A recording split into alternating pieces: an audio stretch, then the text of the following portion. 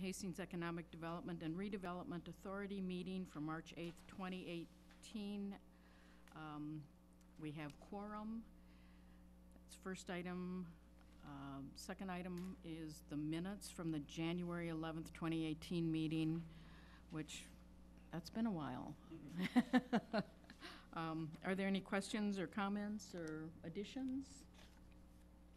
Okay, I'm looking for approval.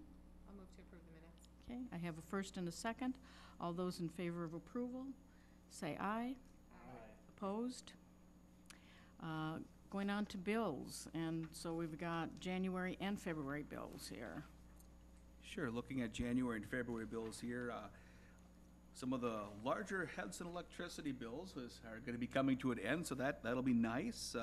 We've had some expenses related to our industrial park shovel-ready certification with Terracon Consultants. They've been providing Phase 1, geotech, and other items necessary for that program. And what these items will do is make the sites more marketable and also take out some of the uncertainties that a developer may have. So that'll be nice to have that and be able to market that. So that is most of what we have. We also had some loan payments that went out that will be paid back over time.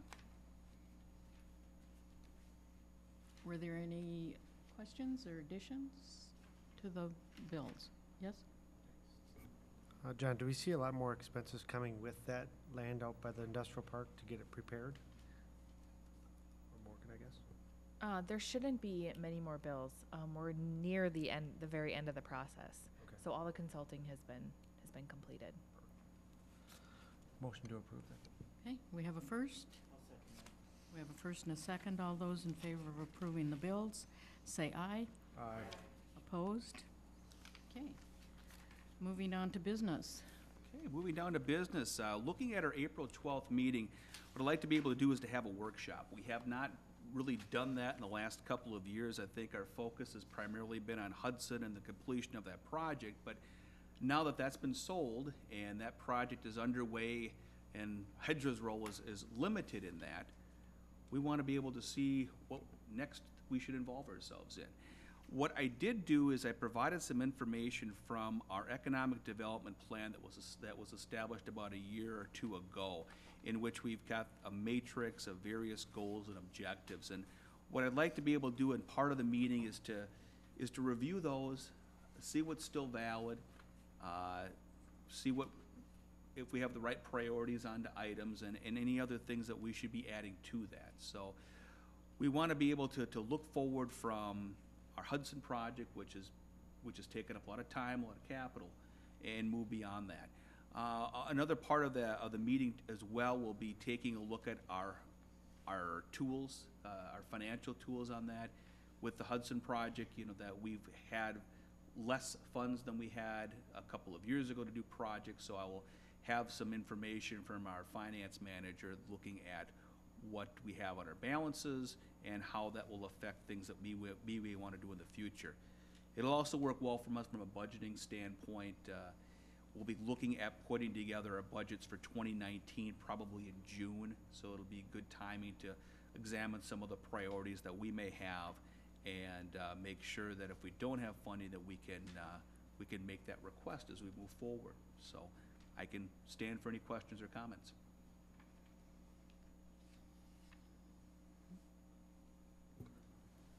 Thank you. John, thanks for the heads up. That gives us a little time to prepare, because I want to do a little research. I want to see what other cities are doing with their economic authorities, and I would ask staff too if we have any comparisons of, I would call them like towns. I don't think we need to compare to what St. Paul's doing with their, maybe we can get some niches out of it, but I think it gives us all a little chance to do a little research as we get ready to workshop to figure out, are we doing the right way, or is there some innovative ways we should try to change some things up? Thank you. If there's no other questions or comments, I can move on from there, and I'll be sending information out for that meeting and further direction on that one as we get into April here. So we'll have that prior to the meeting, things that you can review, and we can have a good discussion at that meeting. Letter B is probably, hopefully not news to you all, which is we've closed on Hudson finally. which is a long time coming. That happened on Monday afternoon, and we are no longer the proud owners of Hudson. So that is great news. We'll be able to move forward in other projects.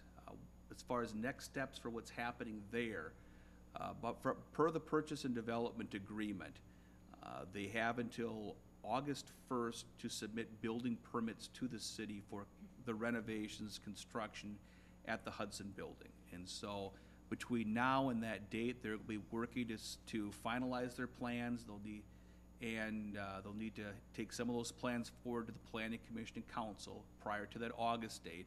They'll also need to get certain approvals for historic tax credits through SHPO. So those will be items that they'll be working on over the next few months here. And then the construction of the project would need to take place 30 days after building permit. So that would be in the beginning of September. So that would be the latest that they could have construction.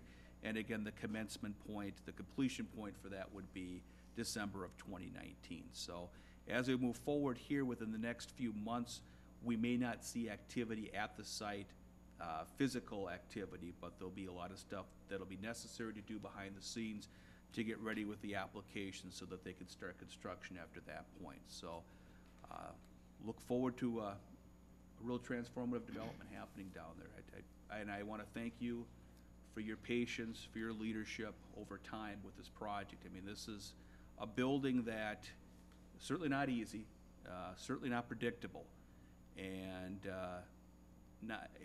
we've been able to make the sale happen.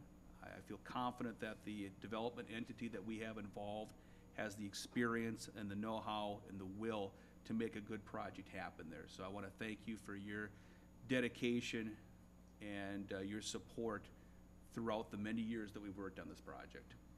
And other things relating to Hudson, we have a pending grant application to Dakota CDA for $250,000 to help defray some of the future environmental costs. If you may recall that there are certain costs related to the vapor intrusion mitigation system and some of the interior wood sealing that we will need to do after closing occurs while construction of the building goes on. So we have that application pending. There's tentatively scheduled to make a decision on April 24th on that one, and I think they're going to be meeting with applicants in the next couple of weeks here to go over their applications and make recommendations. So I should know more here in the next month on that one. And then if there's no other questions on Hudson, I can turn it over to Morgan. Thank you. On just an update on the Vermilion Street Corridor Plan. On Saturday, April 24th, we had both the coalition meeting and a community workshop where we discussed the issues and opportunities that Halcyon Levine, our consultants, had put together. We had a really good turnout, both in person and online. We tried Facebook Live with the help of Hastings Community TV. That was a great turnout. So we had great feedback, great ideas, and they are currently working on putting together a draft right now. And the review of the draft, the next workshop for City Council will be Monday, March 26th from 6:30 to 8 p.m. And then we'll also have a coalition meeting the very next day, Tuesday, March 27th at 5:30, and followed by a community open house from 7 to 8:30. So we will just be discussing the draft plan that they will be putting together and any ideas, insights. So if you have questions regarding that, feel free to reach out to me. Otherwise, let people know about both the coalition and the open house. I can stand for any questions on Vermilion Street project as well, or plan. All right, just an update on Target. The Target closure, as we all know, was on February 3rd. Since then, I've been in contact with Matt Friday. He's of CBRE in Minneapolis. He's the broker for the site. The Target will be marketed for sale or for lease, which means Target's open to being a landlord, which provides some flexibility in the use of the building. And we'll just continue to work with both Target Corporate Real Estate and CBRE for opportunities that come up. And the marketing material is available on our website as well. And if you'd like me to send it to anybody or to send it to you, I'm happy to do that as well. just let me know. Question. Yep. Chair. If, Morgan, if Target wants to potentially be a landlord and it's zoned today commercial, what if they rent it to something that's not commercial? Would it have to come in, would we have to change the zoning at that time, being though it might get sold to another commercial sometime? Can we flip-flop like that is what I'm asking?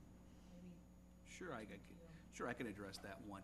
Yeah, the ownership status of the building wouldn't affect the zoning, so whether they're a tenant or the owner, they would need to be in conformance with the zoning. Now, the zoning district we have established for that is a general commercial district, retail, office, most of those type of uses, restaurant would fit within there. Things that would be outliers would be strict residential, strict storage, or strict manufacturing. So those type of items would not be allowable on the site. Unless they come back and ask to get it Got it. rezoned. Yeah, unless they came back for rezoning, correct. Okay. Additionally, there are some operating agreements within that development as well. I don't know the specifics of those. However, I did talk with the broker, and it's very common for these operating agreements to be there on sites like that, developments. He said there has been success in changing, updating, revising those for the proper use or a good use for the site. So CBRE, especially Matt Friday, has had experience in many of these target buildings. So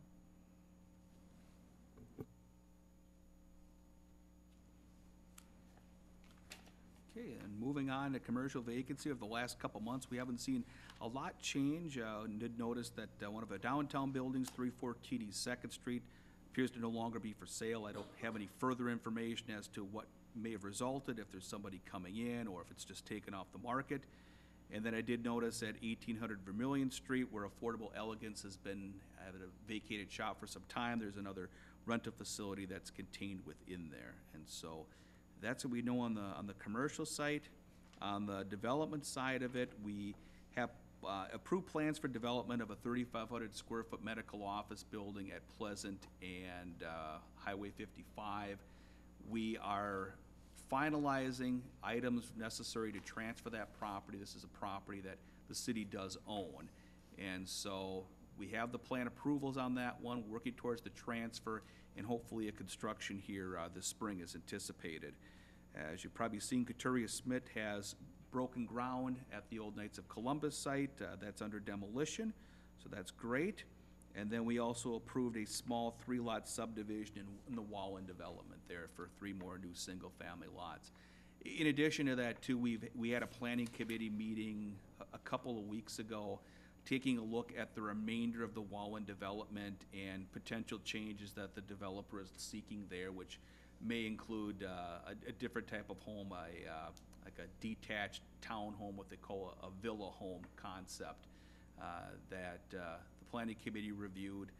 Generally, we're supportive of the concept, although there was some other questions related to some other effects on access and other things for the site that will need to be addressed, and maybe changes coming back on that in the future. So that's what we have on the development front, and that's what I have for tonight.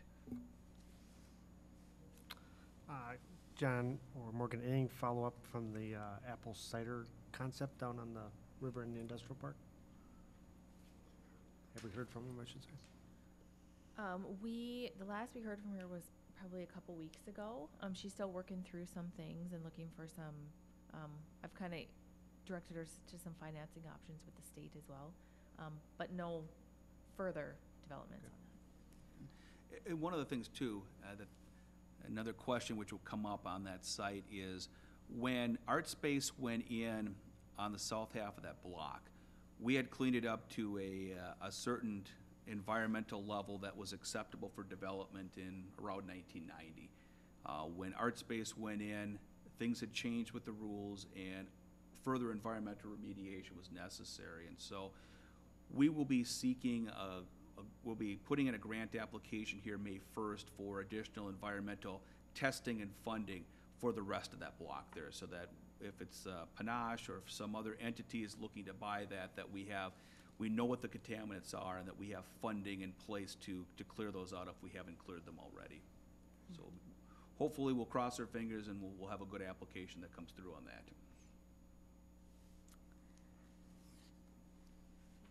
Okay, that's the end of all of your business and information.